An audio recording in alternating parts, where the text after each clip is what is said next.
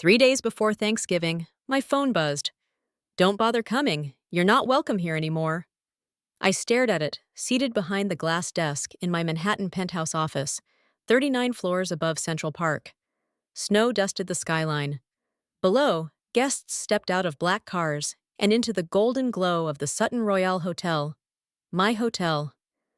Though my family didn't know that, the irony almost made me laugh. Almost. Another message followed. We'll be arriving at the Sutton as usual tomorrow.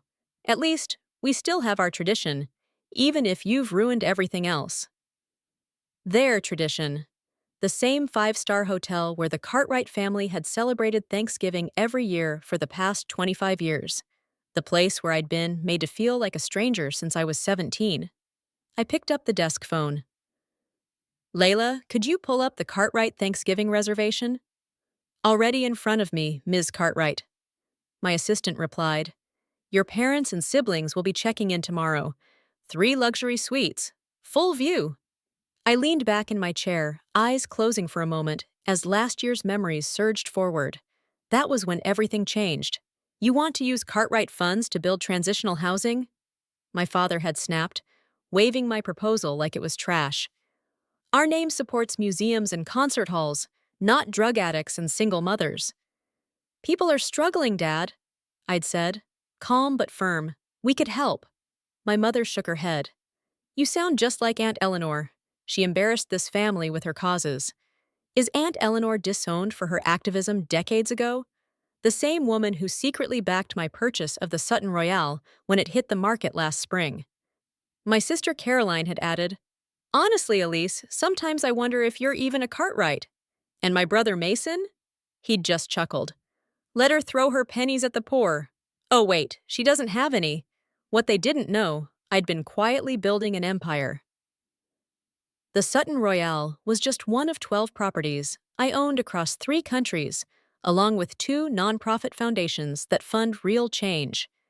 So this year I didn't reply to my mother's message. Instead, I gave their rooms to my staff. The housekeeping team, the cooks, the night shift concierge. People who'd earned warmth and luxury far more than my family ever had. Let them show up and see what not welcome really looks like. My phone buzzed again. A photo from Caroline, my sister.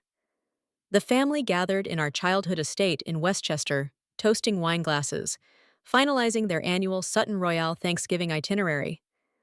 Too bad you'll be spending Thanksgiving alone, her caption read. Maybe you can serve soup at one of your shelters. I stared at it for a moment, then smiled. Not out of bitterness, but pride. They had no idea what I'd done with the Sutton Royale since acquiring it last spring.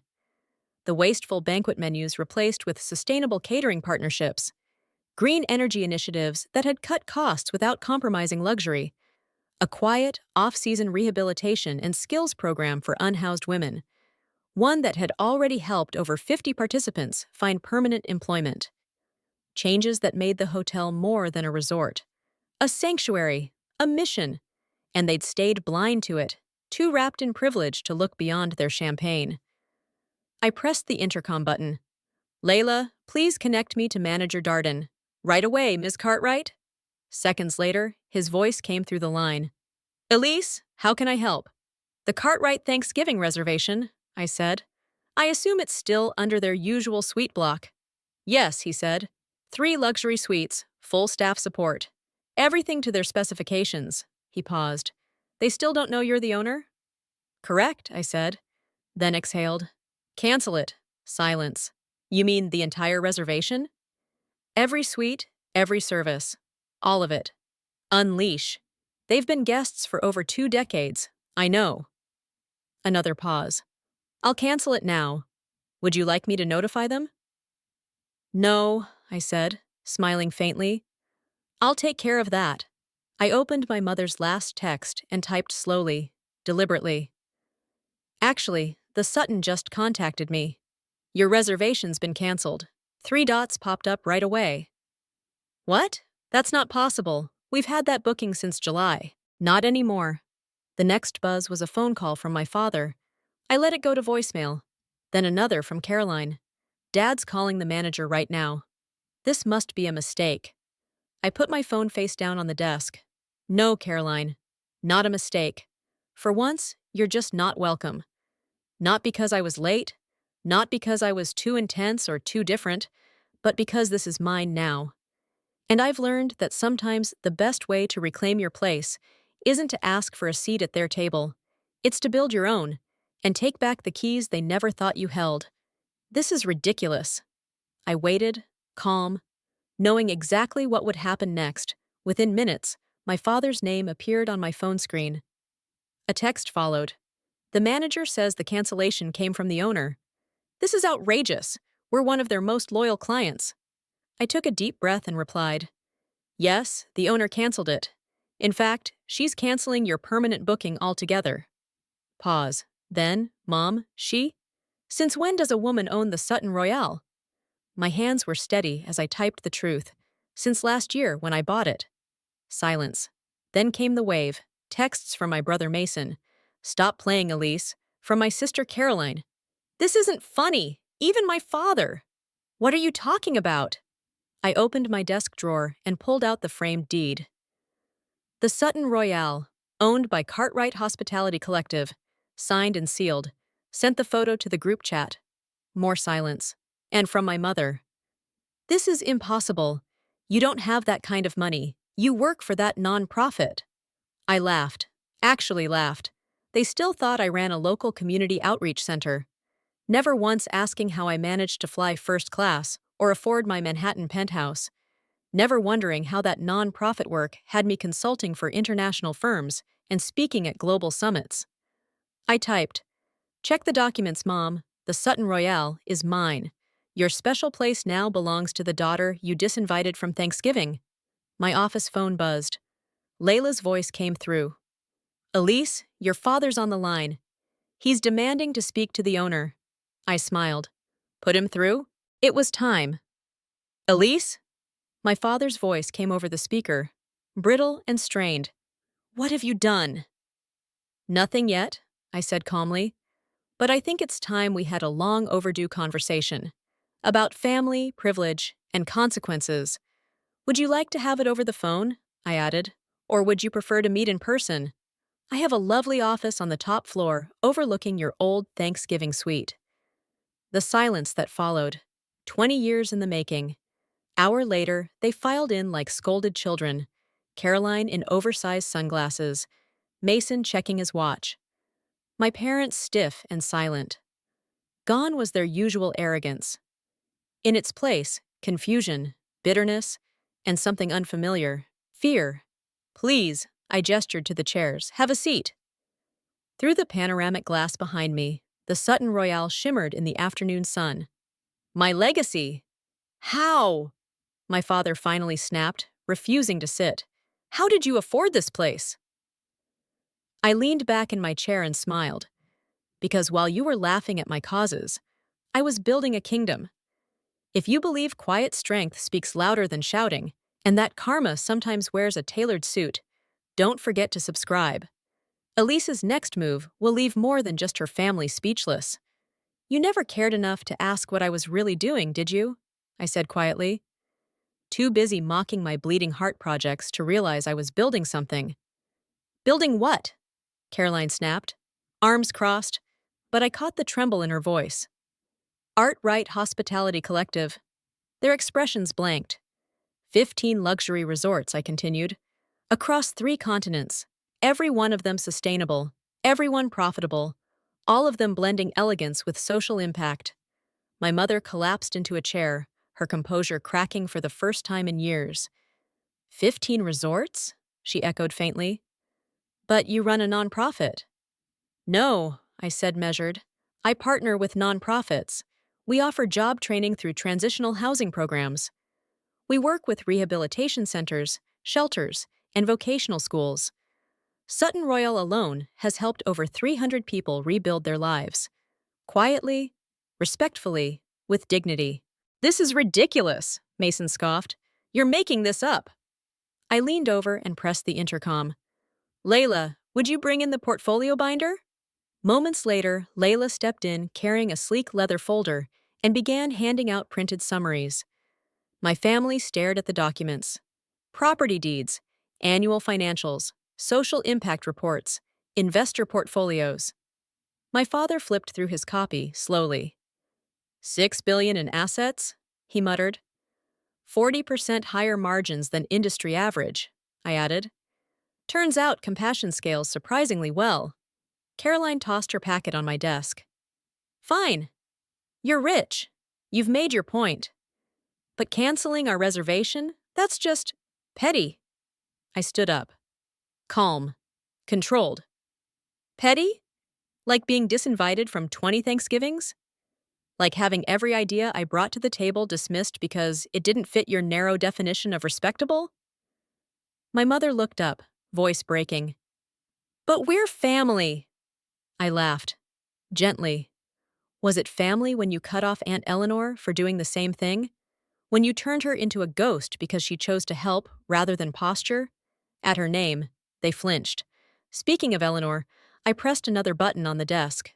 The screen on the wall flickered, then came to life. Aunt Eleanor's face appeared, beaming. "Hello, brother dear," she said to my father, voice cool. "Quite the surprise. You're part of this?" he asked, backing up a step. "I helped Elise buy Sutton Royale," she said proudly. "I saw in her what none of you did. Vision, heart, and the intelligence to turn values into values. You helped her take our special place," my mother accused. Eleanor's smile sharpened. "Your special place? The one where you spent 2 decades making her feel small while she quietly built something that serves thousands?" "We'll sue," Mason threatened. "We have permanent booking rights." "Check your contract," I said calmly. "It expired last month. No renewal clause." "I didn't renew them," I said. Silence pressed down on the room like fog. Outside, the Manhattan skyline glittered under late afternoon light. Cars moved steadily below. Guests continued checking into the Sutton Royale. The world didn't pause. Paradise, it seemed, continued, indifferent to the unraveling in my office. Finally, my father spoke, voice low. "What do you want, Elise?" I turned toward the window. What do I want? I let the question hang there, then turned to face them. I want you to understand what you missed. Not just about me, but about what success actually looks like. I walked slowly back to my desk. The Sutton Royale isn't just a luxury hotel. It's a platform, a proof of concept. Our properties have helped hundreds of people rebuild their lives. We've introduced eco-sustainable operations that the industry now copies. We've shown, with data and dignity, that business can serve both profit and purpose. And we're just supposed to accept this? Caroline challenged. That you're right and we were all wrong? No, I said calmly. You're supposed to learn from it, to understand that your vision of success isn't the only one. I tapped a button on my tablet. The wall screen lit up. Photos rotated across it. A mother and daughter graduating from one of our employment programs. A veteran receiving his hotel management certification. A group of children in crisp uniforms outside a newly built school in the Philippines, funded by profits from our Bali property. This, I said, my voice softer now, is success. This is what you never saw. My father slumped into a chair, his eyes clouded. I was wrong, he whispered. The words hung in the air. 20 years late. We all were, my mother added, dabbing at her mascara with a silk handkerchief. Caroline stayed quiet, but the defiance in her eyes was gone. So, what now? Mason asked finally. I said back behind my desk. Up to you. Tomorrow, we're hosting Thanksgiving dinner, right here. Not just for guests, but for staff, trainees, and anyone in our programs who needs a place to belong. I looked at each of them. You're welcome to join us, not as VIPs, not as guests of honor, but as people willing to listen, to understand, and maybe to change. My mother's voice cracked. You'd still have us? After everything? This was never about revenge, I said gently. It's about transformation, about giving you a chance to see what's possible when you care about something beyond yourselves. Aunt Eleanor smiled from the screen. Elise built something extraordinary, James, something your parents would have been proud of, not because it made billions, but because it made a difference. My father rose slowly. We'll need time. I nodded. Take it. But remember, I said gently, Thanksgiving dinner is at 6 tomorrow. If you come ready to see Sutton Royale through new eyes. They filed out in silence.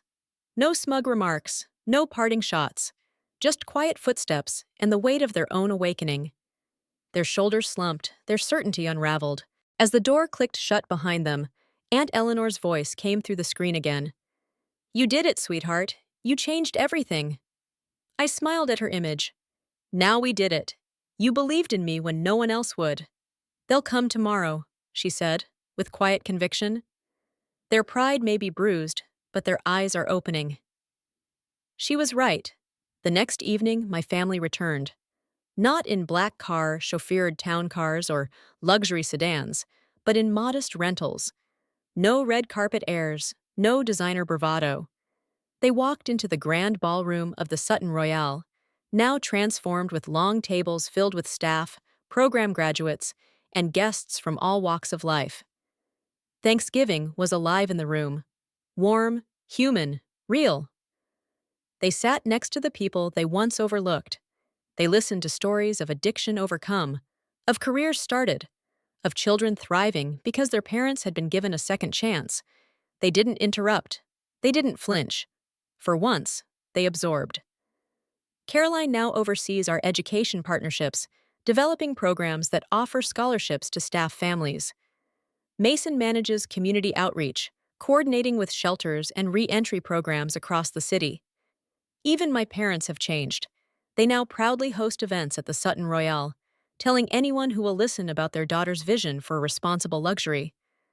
Last week, a journalist asked me, why not cut them off completely? Why let them back in? I showed her a photo from last Thanksgiving. My family? Not posing, but serving. Passing plates, sharing food. Listening with open hearts. Becoming part of something greater than themselves. Because, I told her, sometimes the best revenge isn't punishment. It's transformation.